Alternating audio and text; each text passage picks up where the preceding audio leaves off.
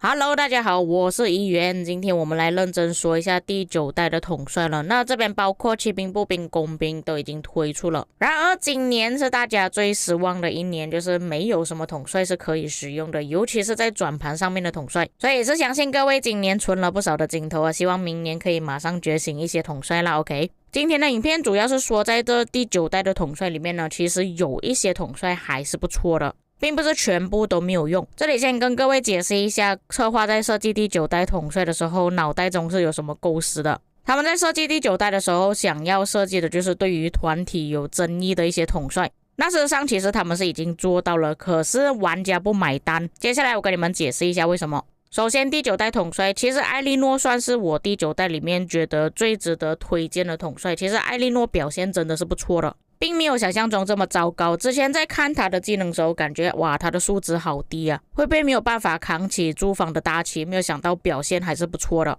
艾莉诺的优点就是驻防的时候很硬，并且他还可以再次释放自己的技能，尤其是在被围殴的情况下，也就表示说艾莉诺的伤害其实没有想象中那么低。接着就是策划设计第9代的理念，增加了他的第4技能，可以让驻防身边的队友增加 buff， 所有伤害提升。但是玩家并不是依赖艾莉诺的第4技能，而是艾莉诺本身表现就已经很不错了。像他这个技能使用的情况呢，在埃及之战或者是奥西里斯联赛之类的会使用比较多。但是一般我们在打 KVK 的时候是很少会用到这个技能的，因为对方如果开到集结过来的时候，就表示说对方是顺风，或者是他真的只有一个集结过来，你直接用你的队伍把他的集结围掉都可以了，根本都不需要依赖的艾莉诺的这个技能，而且他最多就支持5个队友，包括自己在内。所以你说艾莉诺这个第4技能 buff 有用吗？有，但是不多。在艾莉诺的驻防之下，你们要团战的时候还是只能依赖自己队伍的能力，而不是依赖艾莉诺。而且在之前有跟大家解释过，通常这种 buff 呢都是自己的队伍优先拿到，意思就是说，如果是用艾莉诺驻防的那位玩家，他也有带出去野战的话，那些争议只会给他自己为优先，只有他自己的部队全部都死完了之后，才会让给其他的队友，但是是随机的，所以我才告诉你们，他这个技能是有用的，但是用处不大。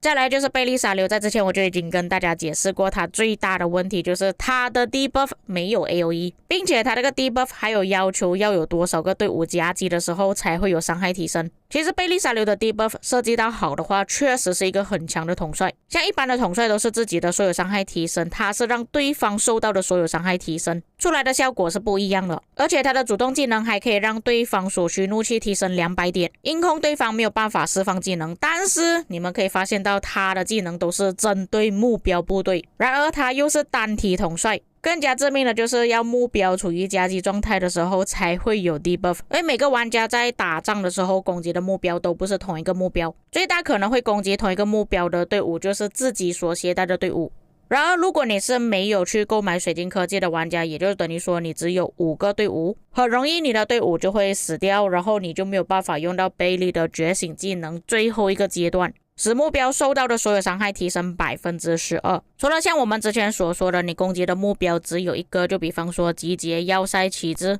有一个共同攻击的目标，这样子效果才会比较好。但是在大型团战的时候很难发挥到贝利这个技能。那其实策划他不要改掉这个技能也没有关系的，但至少他的主动技能要稍微改一下。像他的主动技能 debuff 都已经设计到很不错，让对方失去50点的怒气，或者是让对方需要多200点的怒气。只要策划把他这个技能设计成 AoE， 然后攻击的目标都会有受到这样子的 debuff， 都已经很不错了。然而就是没有。那当你们认为说你的队伍里面增加了贝利之后，你可以更快的把敌人给打败，我可以直接来告诉你们，如果你们是针对一个目标去攻击的话，确实攻击的速度会比较快一点，比较快让对方阵亡。但是你说在团战之中让自己的效益提高呢，是并没有的，就是因为贝利只能攻击到对方一个目标，然而对方还有其他的部队。下一个就是步兵了，小 CP， 其实严格来说小 CP 不算太糟糕了，讲真的只是中规中矩而已。那我认为小 CP 最大的优点真的是抗围殴，因为我自己有亲身经历过用自己的队伍去围殴小 CP， 搭配巴加尔或者是塔里克的集结真的是很痛，这个算是目前小 CP 最大的优点。再来就是他的伤害其实也不低，他的第3跟第4技能都有 debuff，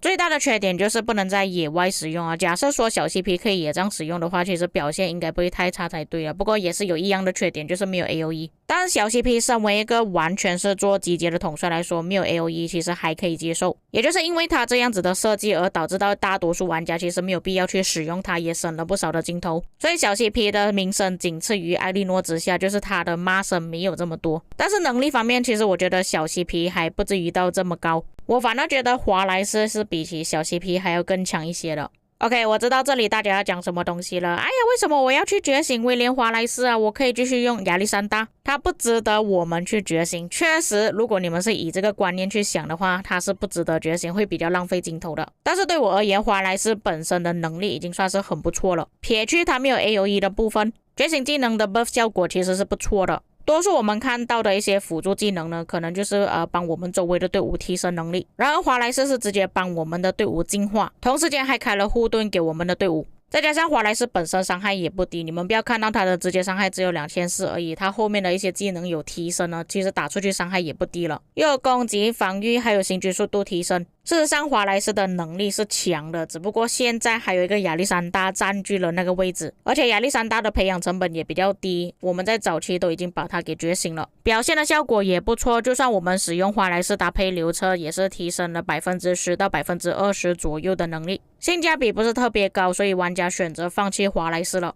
这个是我觉得华莱士比较可惜的地方啊，设计出来之后也没有多少玩家去欣赏或者是去培养它。但凡设计多一个 AOE 在华莱士身上，也不至于变成这样子的情况。下一个第9代的工兵也是大家最多吐槽的统帅，就是因为官方推出了新的伤害体系，真实伤害体系，也就是因为这个真实伤害体系没有完整，就变成说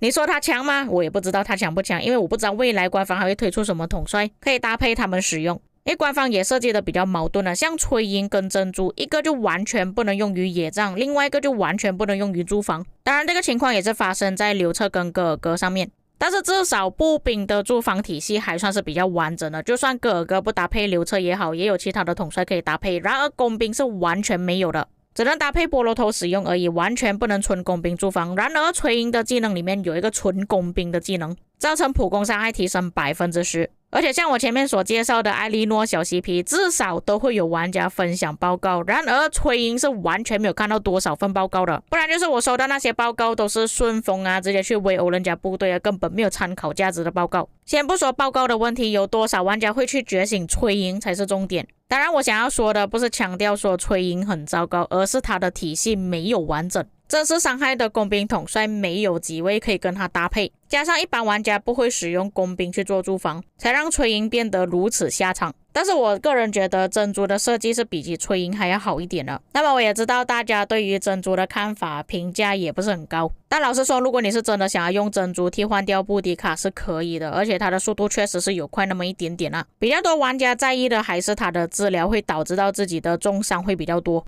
但是其实有很多玩家都忽略掉的一点，就是他的 buff 不只是在于治疗而已，还有包括他的觉醒技能可以让治疗的部队防御力提升，还有普攻伤害提升。再加上珍珠本身的设计就是可以让自己一直不断的回血，就变成说珍珠在战场上活的时间可能比起其他的队伍还要更久，加上他的 buff 回血其他的队友，可以让你们整体队伍的生存率又再次提高。假设你们的队友全部人都有自己携带一个珍珠的话，确实会让你们在大团战的表现会提高。当然这个是我们往大方面去想啦，大多数玩家呢还是比较在意报告。像之前我就有分享过报告给大家看了，如果你们只是单看珍珠的报告收益的话，确实它不如其他的队伍。然而玩家是很现实的，只要你的报告打出来的收益不如旧的统帅，没有比旧的统帅还要更高，玩家们都不会选择替换掉统帅，选择珍珠。但大家很容易忽略到的一点呢，就是珍珠它其实有很多技能真的不是让自己的伤害提升，而是受到的伤害降低，不然就是治疗而已。所以他打的报告没有像旧的统帅